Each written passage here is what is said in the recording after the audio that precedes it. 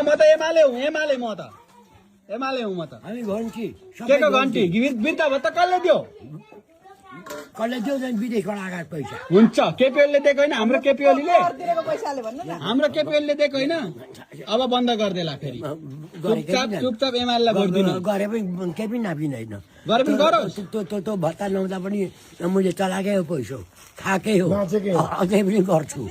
त्यस्तो बुढाबुढीलाई पाल्ने भत्ता दिने भनेको एमाले हो क्या बा होइन त्यो यहाँ भात पकाएर दिएको छैन सही सही आफ्नो घरका बुढीले पकाएर दिएको छ कि यसपालि घन्टीमै हाल्ने घन्टीमै हाल्छु हत्तेरी अनि बुढाबुढीले त एमाले हाल्छन् त हौ हाल्दैनन् अहिले चाहिँ हाल्दैनन् किन किन हाल्दैन विश्वास लिनुपर्छ किन चाहिँ हाल्दैनन् त अब किन हाल्दैन के गरेर एमाले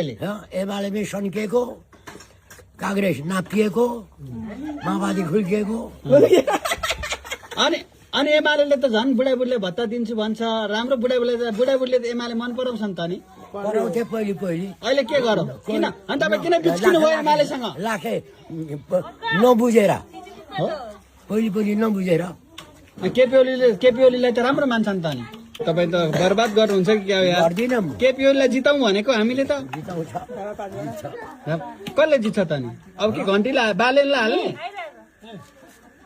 बालेन शाहलाई जिताउने सबैलाई हो सबैले दियो भने चाहिँ जिताउने नि म चाहिँ त्यसैलाई दिन्छु तपाईँ त्यसलाई नि दिने हो म त बिहान बेलुका बालन शाहलाई दिनु पर्ने के छ बा कारण हजुर के छ कारण बालन शाहलाई नै दिने त्यसैलाई के गर्छ भने दिने भने त होइन के बुझेकै छैन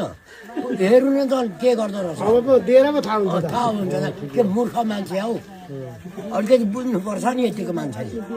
ओहो तपाईँ कति वर्ष